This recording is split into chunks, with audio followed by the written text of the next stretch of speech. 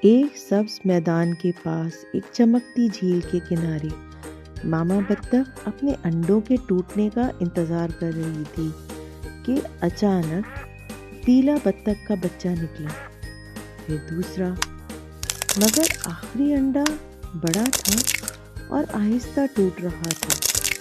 اس میں سے ایک سرمئی روئی دار بطخ کا بچہ نکلا۔ سب نے اسے غور سے دیکھا۔ یہ عجیب لگتا ہے، ایک نے کہا۔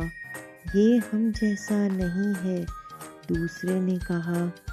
ننھا بطخ مسکرانے کی کوشش کرتا رہا مگر اس کا دل بھاری ہو گیا۔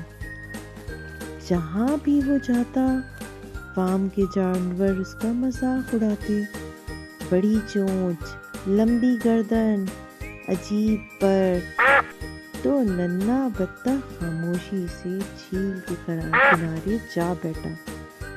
میں بس کہیں اپنا ہونا چاہتا ہوں، وہ آہستہ سے کہتا۔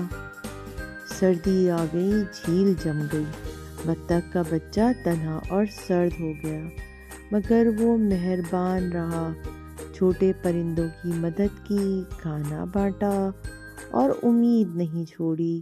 مجھے یقین ہے میں خاص ہوں، وہ خود سے کہتا۔